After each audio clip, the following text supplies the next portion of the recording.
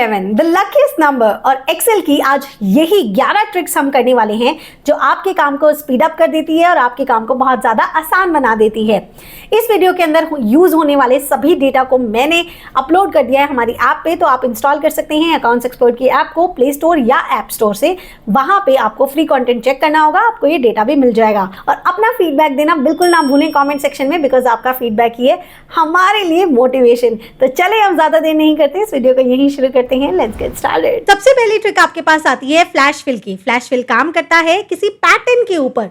Question में भी एक पैटर्न होना चाहिए और आंसर में भी एक पैटर्न होना चाहिए। जैसा कि आप देख सकते हैं यहाँ फर्स्ट नेम है, लास्ट नेम है, दोनों में सिमिलर काइंड ऑफ डेटा है और हमें फुल नेम निकालना है, मतलब जो आंसर लेकर आना है वो भी सेम काइंड ऑफ का लेकर आना है। तो यहाँ पर हमें सबसे पहले उसको बताना पड़ेगा कि हमें क्या आंसर चाहिए, विच इज़ आरव मेहता, और उसके बाद मुझे कंट्रोल ई करना पड़ेगा। तो यहाँ पर मेरे सभी आंसर्स आ जाएंगे। ये था आपका फ्लैश फिल। ये कंट्रोल ई से काम करता है, साथ ही साथ में ये डेटा टैब के अंदर आपको डेटा टूल्स के अंदर फ्लैश फिल के अंदर मिल जाता है, तो आप डायरेक्टली वहां से भी इस्तेमाल कर सकते हैं। Now let's move to the next trick. Next trick आपके पास आती है रिमूव डुप्लीकेट्स। अगर मान लीजिए आपके पास काफी बड़ा डेटा है और अब आपको डुप्लीकेट्स रिमूव करने हैं, तो आप यहां से कर सकते हैं। आपको बस अपने डेटा को सेलेक्ट करना है, उसके बाद आपको यहाँ डेटा टैब के अंदर रिमूव डुप्लीकेट्स में जाना है। ये आपसे पूछता है कि एक्सपैंड द सिलेक्शन, मतलब सभी में देखें, मतलब पूरी रो सेम हो तभी हटाना है, या फिर आपको सिर्फ और सिर्फ इसमें से हटाना है। फॉर एग्जाम्पल मुझे केवल इसमें से हटाना है, तो मैंने यहाँ से रिमूव डुप्लीकेट किया एंड यहाँ पे ओके किया। तो यहाँ पे इसने बताया 313 डुप्लीकेट वैल्यूज थी मेरे पास यहाँ पे और 187 यूनिक वैल्यूज थी। अगर मैं यहाँ ओके कर देती हूँ तो यहाँ से इसने वो वैल्यूज हटा दी है और अब आप देख सकते हो नीचे की सभी वैल्यूज जा चुकी हैं। अगर मैं ये काम एक्सपैंड द सिलेक्शन के साथ करती, जैसे कि मैंने अभी कंट्रोल Z कर दिया है और मैं यहाँ रिमूव द डुप्लीकेट करके एक्सपैंड द सिलेक्शन के साथ करती एंड मैं ओके करती, तो ये कहता है नो डुप्लीकेट वैल्यूज फाउंड, क्योंकि ये पूरी रो को चेक करता है। अगर पूरी रो कॉमन होती तो ये वहाँ पर डुप्लीकेट्स हटाता, अदरवाइज नहीं। तो ये था आपका remove duplicates. Now let's move to the next trick जो आपके पास आती है टेबल क्रिएशन। आपको बस कंट्रोल ए से अपना डेटा सेलेक्ट करना होता है, कंट्रोल टी करना होता है एंड ओके करना होता है, तो आपका जो डेटा है वो टेबल में कन्वर्ट हो जाता है। जैसे ही आप टेबल में कन्वर्ट करते हैं, आपको यहाँ टेबल डिज़ाइन मिलता है जिसके अंदर बहुत सारे फीचर्स हैं, जैसे इंसर्ट स्लाइसर। आप उसका भी इस्तेमाल कर सकते हैं टेबल क्रिएशन के बाद। इसके अलावा जो इसके अंदर इस्तेमाल होता है वो होती है इसकी ऑटो फॉर्मेटिंग।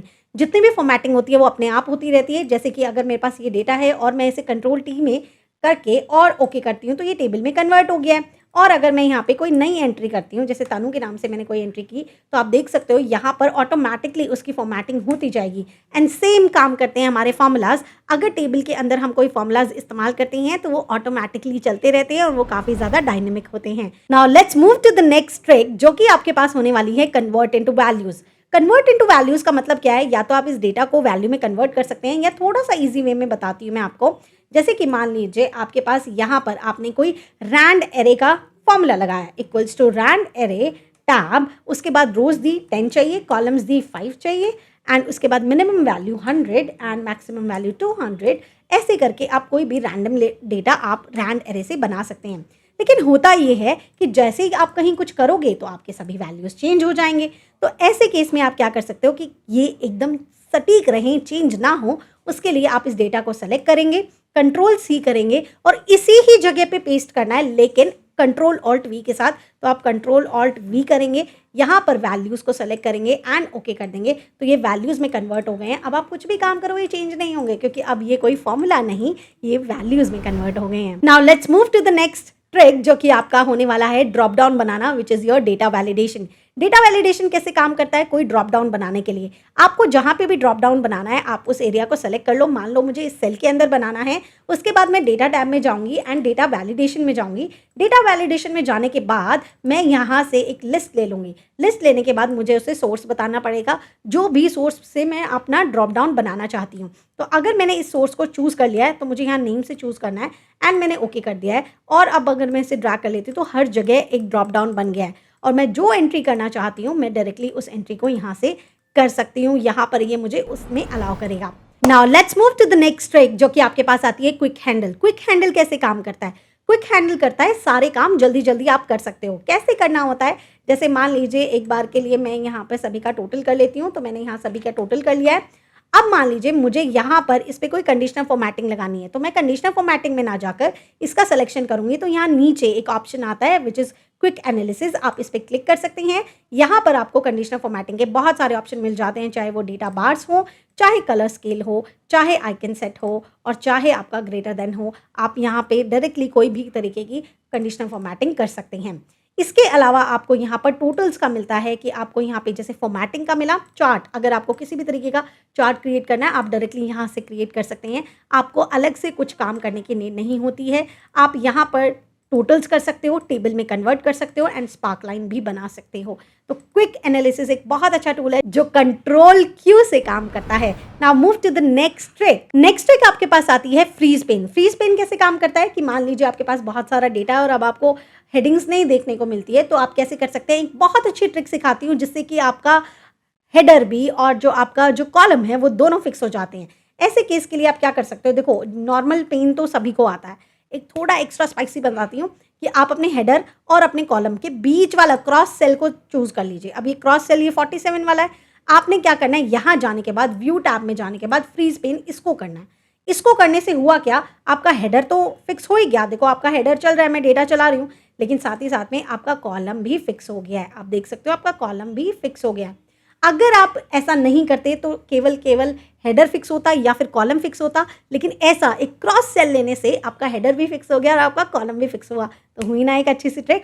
अगर आपको ये ट्रिक्स अच्छी लग रही है तो मुझे कमेंट सेक्शन में जरूर बताएं, डिटेल में आपको जरूर वीडियो मिलेगा। Now let's move to the next trick जो कि आपके पास आती है आपकी कस्टम लिस्ट की। मान लीजिए आपको ये लिस्ट ना हमेशा से यही यूज करनी होती है और बार बार यही यूज करनी होती है, तो आप इसे बना के रख सकते हैं। आपको क्या करना है, इसका सिलेक्शन करना है। आप यहाँ फाइल में जाएंगे, ऑप्शंस में जाएंगे, यहाँ से आप एडवांस्ड में जा सकते हैं और यहाँ नीचे आएंगे जर्नल के ऑप्शन में। तो यहाँ आप अपने जर्नल के ऑप्शन में आने के बाद यहाँ एडिट कस्टम लिस्ट में जाएंगे और यहाँ पर अपनी एंट्रीज कर देंगे।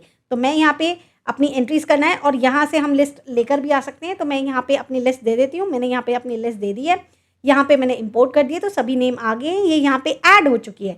अब मुझे बस इसे ऐड करना है एंड मुझे यहाँ पर ओके कर देना है। तो जैसे ही मैं कभी भी, अब जैसे यहाँ पे भी मैंने ओके कर दिया है, अब मैं जैसे ही कभी भी फर्स्ट नेम लिखूंगी ना, लाइक आरव मेहता लिखूंगी, तो यहाँ पे आपको करेक्ट स्पेलिंग लिखनी है। उसके बाद अगर मैं ड्रैग करूंगी तो ये मुझे ऑटोमेटिकली वो पूरी की पूरी लिस्ट दे देगा, जितना भी मैंने उस लिस्ट के अंदर लिखा होगा, जितना भी मैंने उसमें सेलेक्ट किया होगा। So this is your custom list. Now let's move to the next trick. Next trick आपके पास आती है मैक्रोज। मैक्रोज होते हैं ऑटोमेशन के लिए इस्तेमाल की जाते हैं। जो भी काम आप डेली करते हो उसको आप रिकॉर्ड कर सकते हो। तो उसके लिए आपको क्या करना होगा, आपको डेवलपर टैब में जाना होगा। उसके बाद आप यहाँ मैक्रोज में रिकॉर्ड मैक्रो को शुरू कर देंगे। इसको कोई नेम दे देंगे, जैसे मैं यहाँ पे डेली वर्क दे रही हूँ उसको नेम, तो मैंने डेली वर्क दे दिया।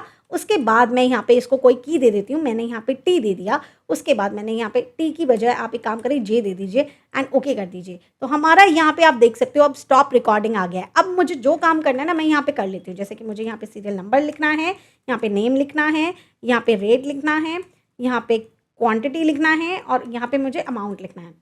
तो मैं यहाँ जल्दी से सारी चीज़ें लिख देती हूँ। यहाँ मुझे एक फॉर्मूला लगाना है जो कि मैंने ये लिया, मल्टीप्लाई बाय क्वांटिटी लिया, ये मेरा फॉर्मूला लग गया है। मैंने यहाँ पे लिखा 1, यहाँ लिखा 2 और मैंने यहाँ पे एक सीरीज़ यहाँ पे स्ट्रेच कर दिया कि मुझे इतनी ही एंट्रीज चाहिए होती हैं, तो मैंने यहाँ तक इसको रख लिया है।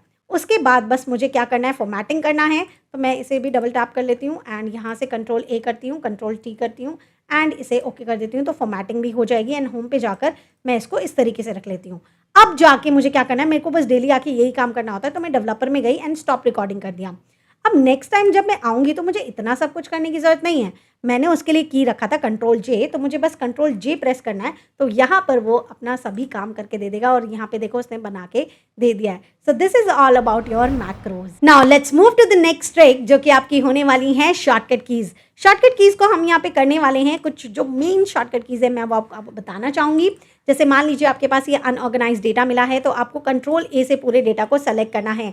Alt HOI प्रेस करना है जिससे इसकी विड्थ ठीक हो जाएगी एंड Alt HOA प्रेस करना है जिससे इसकी लेंथ ठीक हो जाएगी। जे आप इसके अंदर कोई भी फॉर्मेटिंग डायरेक्टली करना चाहते हैं तो आप इस पूरे डेटा को सेलेक्ट करेंगे एंड Alt OA प्रेस करेंगे तो आप यहाँ से इसे ऑटो फॉर्मेट कर सकते हैं। जो भी फॉर्मेटिंग आपको पसंद आती है आप यहाँ से पिक कर सकते हैं। मैंने इसे पिक किया एंड ओके किया है, तो देखिए आपकी कंप्लीट फॉर्मेटिंग आ चुकी है। तो यहाँ पर हम लोगों ने कंप्लीट की अपनी 10th शॉर्टकट की। द नेक्स्ट शॉर्टकट की विल बी आपका कस्टमाइजेशन ऑफ द रिबन। अगर मान लीजिए आपके रिबन में डेवलपर टैब नहीं है या कोई भी टैब नहीं है तो आप इसे बहुत इजीली ऐड कर सकते हैं। आपको फाइल में जाना है, आपको ऑप्शंस में जाना है, उसके बाद आपको यहाँ से कस्टमाइज रिबन में जाना है। कस्टमाइज रिबन में जाने के बाद आप यहाँ से ऑल कमांड्स में जा सकते हैं। ऑल कमांड्स में जाने के बाद आपको जो भी चाहिए आप यहाँ से ढूंढ सकते हैं। जैसे अभी मैंने 2 दिन पहले ही कैमरा ऐड किया था, तो आपको वो सी में मिल जाएगा। आप उस कैमरा को लेंगे। कैमरा को लेने के बाद जैसे कि फॉर एग्जांपल आपको सेल स्टाइल चाहिए, आपने ये लिया, आप यहाँ से इसे ऐड करेंगे। जैसे कैमरा था, हमने यहाँ से इसको ऐड किया, अभी हमारे पास ऑलरेडी एडेड है। आप यहाँ से ऐड करके ओके करेंगे तो आपके यहाँ पर वो कैमरा ऐड हो जाएगा। इसके अलावा साथ ही साथ में एक बोनस टिप देती हूँ आपको कि मान लीजिए आपको यहाँ पे QR कोड बनाना है, तो आप वो बना सकते हैं। आपको डेवलपर टैब मिल गया है, आप उसके एडिंस में जाएंगे। एडिंस में जाने के बाद आप स्टोर में जाएंगे। स्टोर में जाने के बाद आप यहाँ से ईजी QR कोड को ढूंढ सकते हैं, या आपको और भी ऐप्स मिल जाएंगी। ये बिल्कुल प्ले स्टोर जैसा होता है, आप इसे ऐड कर सकते हैं। मेरे में ये ऑलरेडी ऐड है, तो मैं यहाँ पे स्टोर में देख लेती हूँ एंड यहाँ पर मैं अपने एडिंस में देख लेती हूँ एंड मैं इसे क्लिक करती हूँ। तो अब मैं कोई भी QR कोड या बार कोड बनाना चाहती हूँ तो मैं डायरेक्टली बना सकती हूँ। तो देखें यहाँ पर मेरे पास मेरी पूरी टेबल है, मैंने यहाँ पे लिंक पेस्ट कर दिया है एंड इंसर्ट इमेज कर दिया है। तो यहाँ पर मेरा QR कोड बन के आ गया है, जो कि एक स्कैनेबल QR कोड है।